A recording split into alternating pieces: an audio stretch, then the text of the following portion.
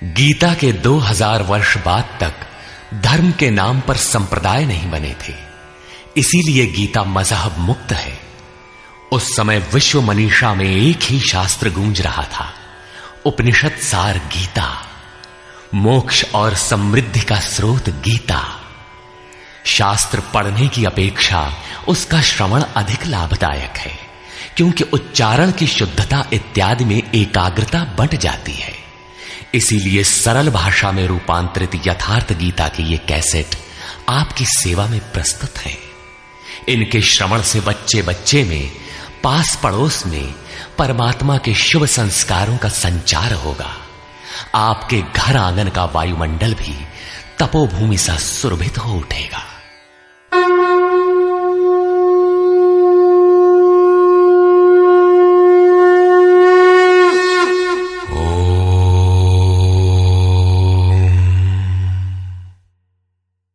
श्री परमात्मने नमः। यथार्थ गीता, श्रीमद् भगवत गीता, अथाष्टमो अध्याय। 7वें अध्याय के अंत में योगेश्वर श्री कृष्ण ने कहा कि पुण्य कर्म अर्थात नियत कर्म आराधना को करने वाले योगी संपूर्ण पापों से छूटकर उस व्याप्त ब्रह्म को जानते हैं। अर्थात कर्म कोई ऐसी वस्तु है जो व्याप्त ब्रह्म की जानकारी दिलाता है। उस कर्म को करने वाले व्याप्त ब्रह्म को, संपूर्ण कर्म को, संपूर्ण अध्यात्म को, संपूर्ण अधिदैव, अधिभूत और अधियज्ञ सहित मुझको जानते हैं। अतः कर्म कोई ऐसी वस्तु है जो इन सब से परिचित कराती है। वे अंतकाल में भी मुझको ही जानते हैं। उनकी जानकारी कभी विस्मृत नहीं होती। इस पर अर्जुन ने इस अध्याय के प्रारंभ में ही उन्हीं शब्दों को दोहराते हुए प्रश्न रखा। अर्जुन उवाच।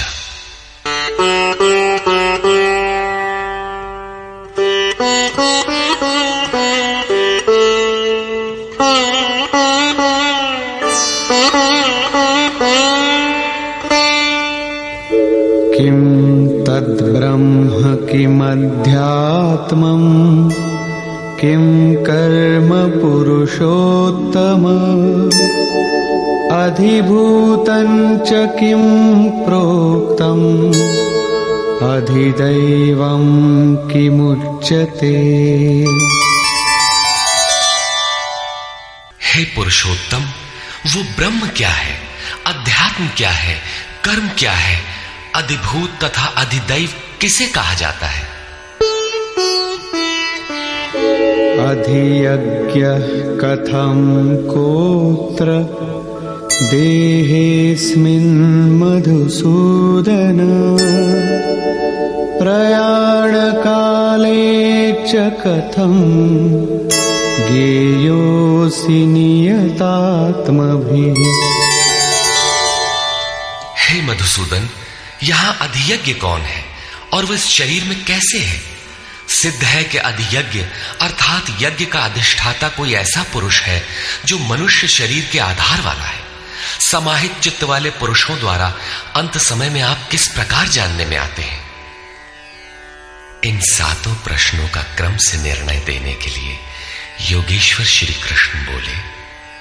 श्री भगवान उवाच।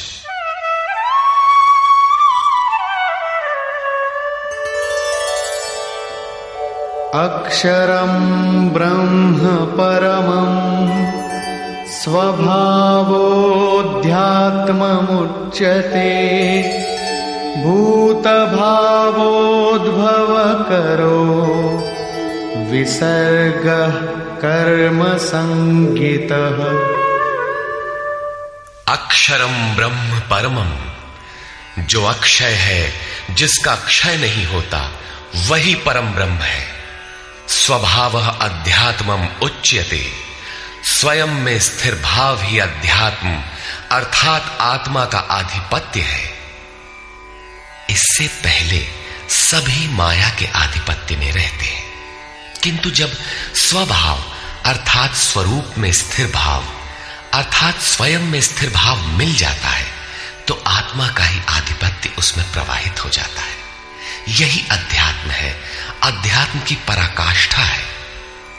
भूत भावोद्भव करा, भूतों के वे भाव जो कुछ न कुछ उद्भव करते हैं, अर्थात प्राणियों के वे संकल्प जो भले अथवा बुरे संस्कारों की संरचना करते हैं, उनका विसर्ग अर्थात विसर्जन, उनका मिट जाना ही कर्म की पराकाष्ठा है। यही संपूर्ण कर्म है जिसके लिए योगेश्वर ने कहा था, वो संपूर्ण कर्म को जानता है। वहां कर्म पूर्ण है, आगे आवश्यकता नहीं है।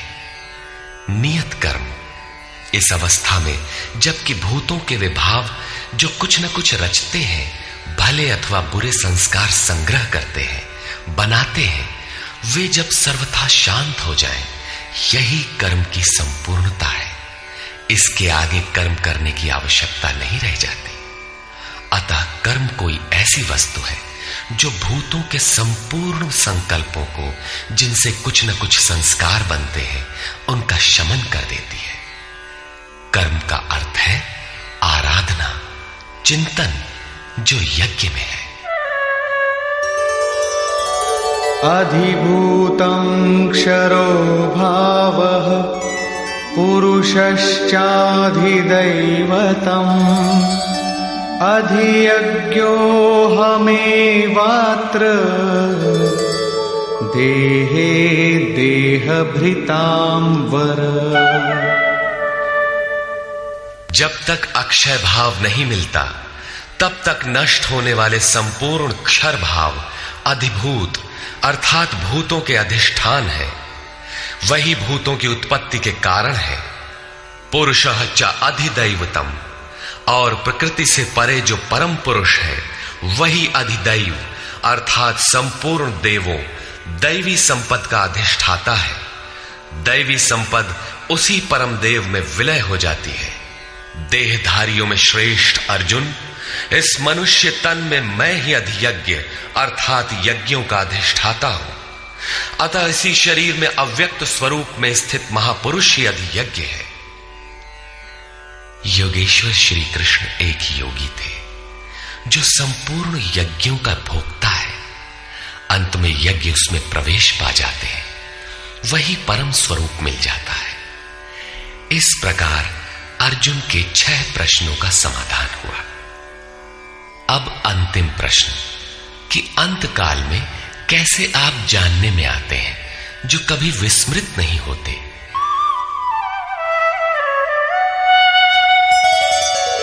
अंतकाले च मामेव स्मरन् मुक्त्वा कलेवरम् यः प्रयाति समद्भावम् याति नास्त्यत्र संशयः। योगेश्वर श्री कृष्ण कहते हैं, जो पुरुष अंतकाल में अर्थात मन के निरोध और विलय काल में मेरा ही स्मरण करते हुए शरीर के संबंध को छोड़ अलग हो जाता है, वो मद्भावम साक्षात मेरे स्वरूप को प्राप्त होता है, इसमें संशय नहीं है। शरीर का निधन शुद्ध अंतकाल नहीं है। मरने के बाद भी शरीरों का क्रम पीछे लगा रहता है। संचित संस्कारों की सतह के मिट जाने के साथ ही मन का निरोध हो जाता है, और वो मन भी जब विलय हो जाता है तो वहीं पर अंतकाल है, जिसके बाद शरीर धारण नहीं करना पड़ता। ये क्रियात्मक है, केवल कहने से वार्ता क्रम से समझ में नहीं आता। जब तक वस्त्रों की तरह शरीर का परिवर्तन हो रहा है तब तक शरीरों का अंत कहां हुआ। मन के निरोध और निरुद्ध मन के भी विलय काल में जीते जी शरीर के संबंधों का विच्छेद हो जाता है। यदि मरने के बाद ही यह स्थिति मिलती तो श्री कृष्ण भी पूर्ण नहीं होते। उन्होंने कहा कि अनेक जन्म के अभ्यास से प्राप्ति वाला ज्ञानी साक्षात मेरा स्वरूप है। मैं वह हूं और वह मुझ में है। लेश मात्र भी उसमें और मुझ में अंतर नहीं है। यह जीते जी प्राप्ति है। जब फिर कभी शरीर न मिले वही शरीरों का अंत है। ये तो वास्तविक शरीरांत का चित्रण हुआ, जिसके पश्चात जन्म नहीं लेना पड़ता है। दूसरा शरीरांत मृत्यु है, जो लोक प्रचलित है, किंतु इस शरीरांत के पश्चात पुनः जन्म लेना पड़ता है।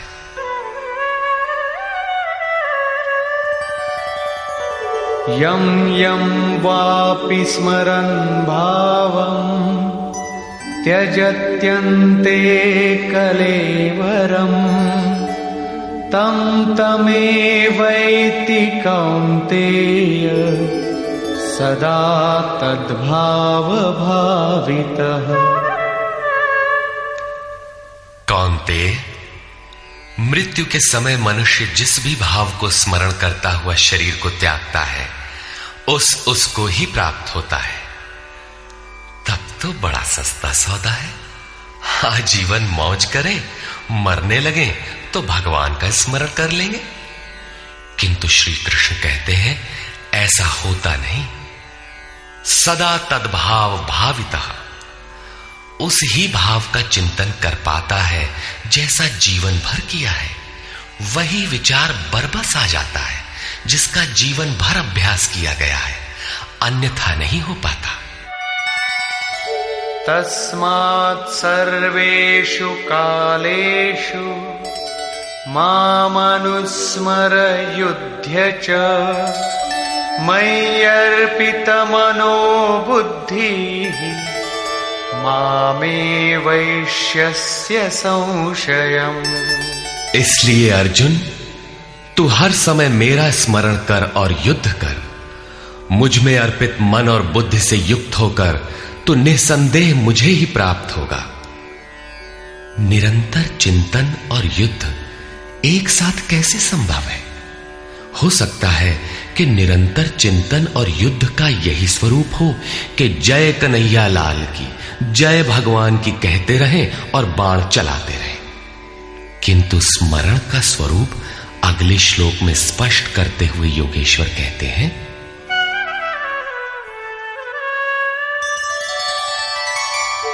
अभ्यासयोगयुक्तेन चेतसा नान्यगामिना परमं पुरुषं दिव्यं याति पार्थानुचिन्तयन्। हे पार्थ, उस स्मरण के लिए योग के अभ्यास से युक्त हुआ, अर्थात मेरा चिंतन और योग का अभ्यास पर्याय है। मेरे सिवाय दूसरी ओर न जाने वाले चित्त से निरंतर चिंतन करने वाला परम प्रकाश स्वरूप दिव्य पुरुष अर्थात परमात्मा को प्राप्त होता है। मान लीजिए कि ये पेंसिल भगवान है, तो इसके सिवाय अन्य किसी वस्तु का स्मरण नहीं आना चाहिए। इसके अगल बगल आपको पुस्तक दिखाई पड़ती है या अन्य कुछ भी, तो आपका स्मरण खंडित हो गया। स्मरण जब इतना सूक्ष्म है कि इष्ट के अतिरिक्त दूसरी वस्तु का स्मरण भी ना हो, मन में तरंगे भी ना आए, तो स्मरण और युद्ध दोनों एक साथ कैसे होंगे? वस्तुतः जब आप चित्त को सब ओर से समेटकर अपने एक आराध्य के स्मरण में प्रवृत्त होंगे, तो उस समय मायिक प्रवृत्तियां काम, क्रोध, राग, द्वेष बाधा के रूप में सामने प्रकट ही है। आप स्मरण करेंगे किंतु वे आपके अंदर उद्वेग पैदा करेंगे। आपका मन स्मरण से चलायमान करना चाहेंगे। इन बाह्य प्रवृत्तियों का पार पाना ही युद्ध है। निरंतर चिंतन द्वारा ही इनका अंत किया जाता है। इसलिए निरंतर चिंतन के साथ ही युद्ध संभव है। गीता का एक भी श्लोक बाह्य मारकाट का समर्थन नहीं करता। चिंतन किसका करें, इस पर कहते हैं, कविं पुराणमनुशासितारम् अणोरणीयां समनुस्मरेद्यः सर्वस्य धातारमचिन्त्य रूपम् आदित्यनाथमव्ययम्। नित्यवर्णं तमसः परस्तात्। उस युद्ध के साथ वो पुरुष सर्वज्ञ, अनादि, सबके नियंता, सूक्ष्म से भी अति सूक्ष्म, सबके धारण पोषण करने वाले किंतु अचिंत्य, अर्थात जब तक चित्त और चित्त की लहर है तब तक वो दिखाई नहीं देता। चित्त के निरोध और विलय काल में ही जो विदित होता है, नित्य प्रकाश स्वरूप और अविद्या से परे उस परमात्मा का स्मरण करता है। पीछे बताया मेरा चिंतन करता है, यहां कहते हैं परमात्मा का। अतः उस परमात्मा के चिंतन अर्थात ध्यान का माध्यम तत्व स्थित महापुरुष है। इसी क्रम में प्रयाण काले मनसाचलेन भक्त्या युक्तो योगबलेन चैव भ्रुवोर्मध्ये प्राणमावेश्य सम्यक् सतं परं पुरुषमुपैति दिव्यम्। जो निरंतर उस परमात्मा का स्मरण करता है वो भक्ति युक्त पुरुष प्रयाण काले, मन के विलीन अवस्था काल में योग बल से अर्थात उसी नियत कर्म के आचरण द्वारा भ्रिकुटी के मध्य में प्राण को भली प्रकार स्थापित करके अर्थात प्राण अपान को भली प्रकार सम करके न अंदर से उद्वेग पैदा हो न बाह्य संकल्प कोई लेने वाला हो, सत रज तम भली प्रकार शांत हो, सुरत इष्ट में ही स्थित हो, उस काल में वो अचल मन अर्थात स्थिर बुद्धि वाला पुरुष उस दिव्य पुरुष परमात्मा को प्राप्त होता है। सतत स्मरणीय है कि उसी एक परमात्मा की प्राप्ति का विधान योग है। उसके लिए नियत क्रिया का आचरण ही योग क्रिया है, जिसका सविस्तार वर्णन योगेश्वर ने 4वें व 6वें अध्याय में किया है। अभी उन्होंने कहा निरंतर मेरा ही स्मरण कर। कैसे करें? तो इसी योग धारणा में स्थिर रहते हुए करना है। ऐसा करने वाला दिव्य पुरुष को ही प्राप्त होता है, जो कभी विस्मृत नहीं होता। यहां इस प्रश्न का समाधान हुआ कि आप प्रयाण काल में किस प्रकार जानने में आते हैं। पाने योग्य पद का चित्रण देखें, जो गीता में स्थान स्थान पर आया है। यदक्षरं वेदविदो वदन्ति विशन्ति यद्यतयो वीतरागाः यदिच्छन्तो ब्रह्मचर्यं चरन्ति तत्ते पदं संग्रहेण प्रवक्ष्ये।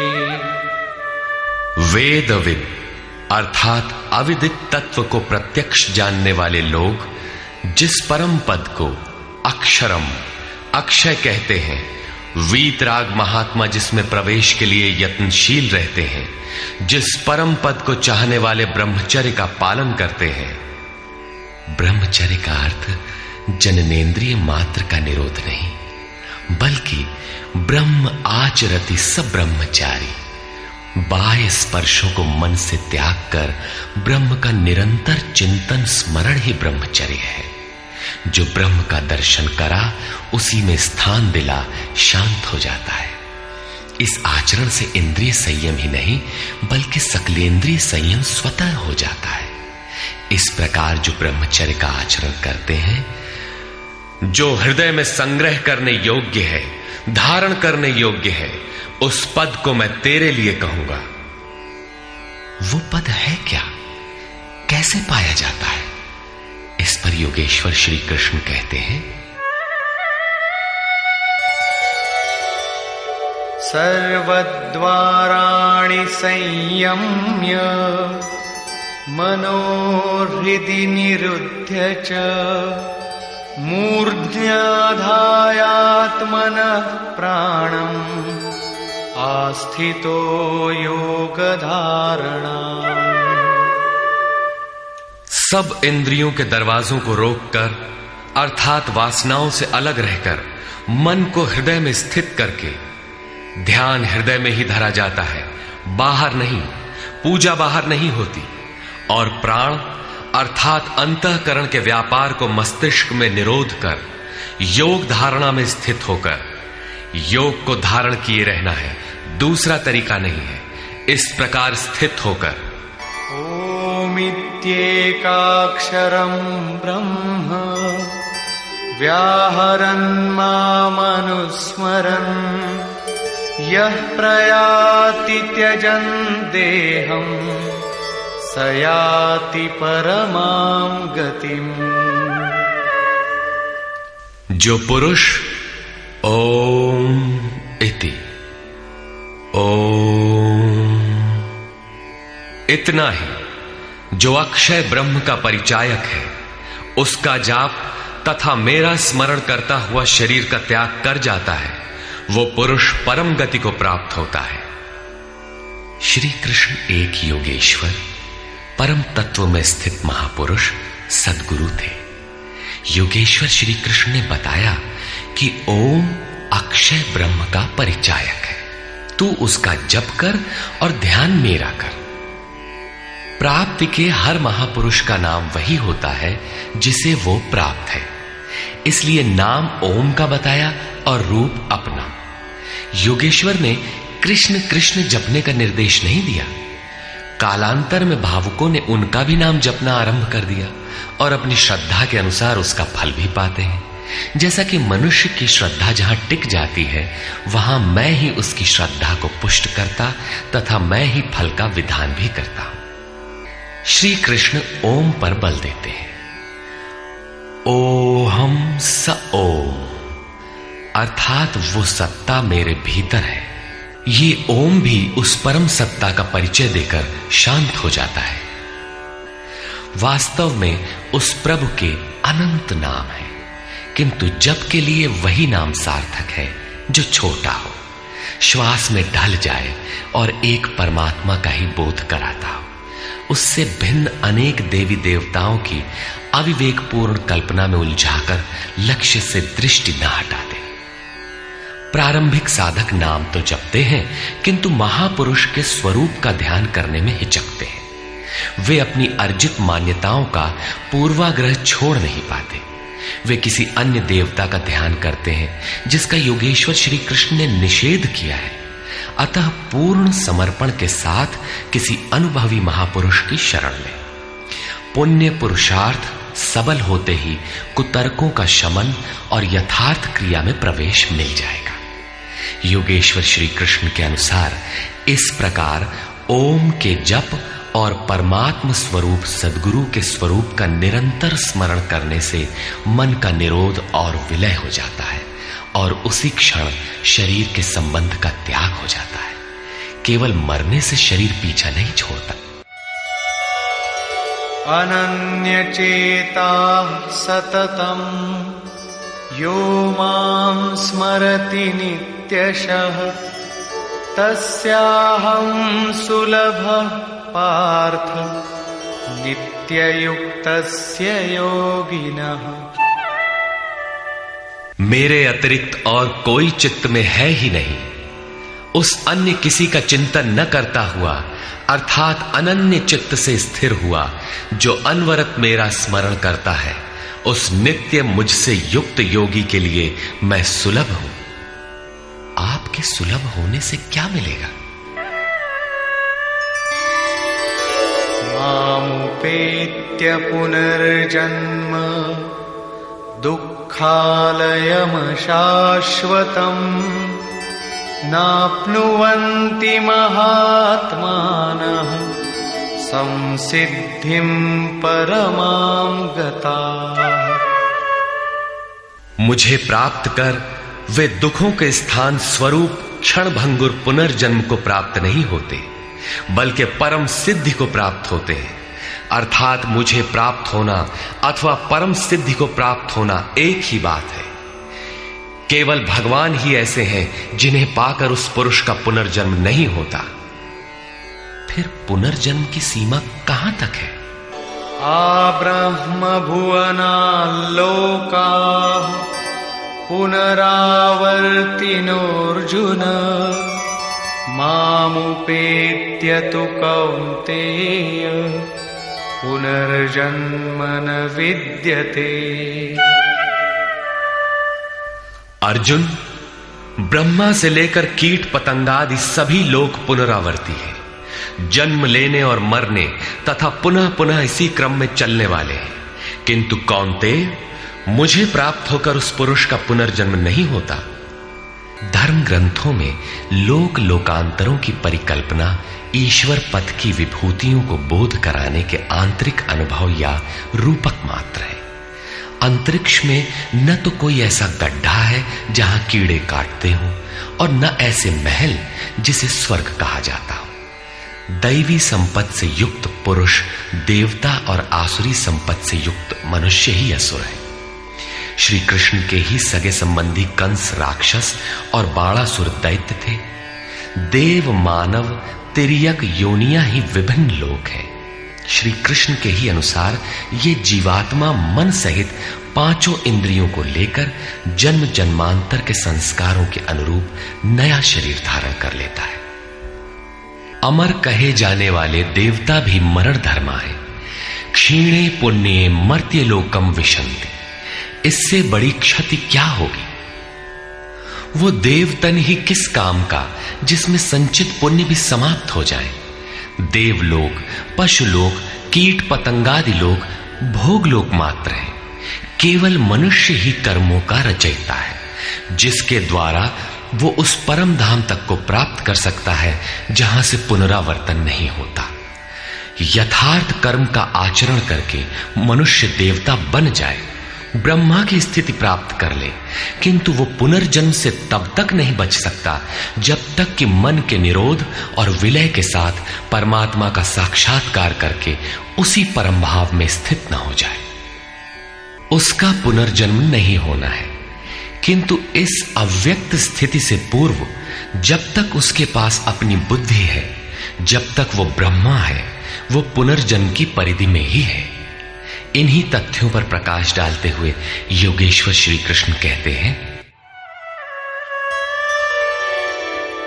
सहस्रयुग पर्यन्तम् अहर्यद् ब्रह्मणो विदुः रात्रिं युग सहस्रान्ताम् तेहोरात्रविदो जनाः। जो 1000 चतुर्युगों की ब्रह्मा की रात्रि और 1000 चतुर्युगों के उसके दिन को साक्षात जानते हैं, वे पुरुष समय के तत्व को यथार्थ जानते हैं। प्रस्तुत श्लोक में दिन और रात विद्या और अविद्या के रूपक हैं। ब्रह्म विद्या से संयुक्त बुद्धि ब्रह्मा की प्रवेशिका तथा ब्रह्म विद्वरिष्ठ बुद्धि ब्रह्मा की पराकाष्ठा है। विद्या से संयुक्त बुद्धि ही ब्रह्मा का दिन है। जब विद्या कार्यरत होती है उस समय योगी स्वरूप की ओर अग्रसर होता है। अंतःकरण की सहस्रों प्रवृत्तियों में ईश्वरीय प्रकाश का संचार हो उठता है। इस प्रकार अविद्या की रात्रि आने पर अंतःकरण की सहस्रों प्रवृत्तियों में माया का द्वंद्व प्रवाहित होता है। प्रकाश और अंधकार की यहीं तक सीमा है। इसके पश्चात न तो अविद्या रह जाती है और न विद्या ही। वो परम तत्व परमात्मा विदित हो जाता है। जो इसे तत्व से भली प्रकार जानते हैं वे योगी जन काल के तत्व को जानने वाले हैं कि कब अविद्या की रात होती है, कब विद्या का दिन आता है, काल का प्रभाव कहां तक है अथवा समय कहां तक पीछा करता है। प्रारंभिक मनीषी अंतःकरण को चित्त अथवा कभी कभी केवल बुद्धि कहकर संबोधित करते थे। कालांतर में अंतःकरण का विभाग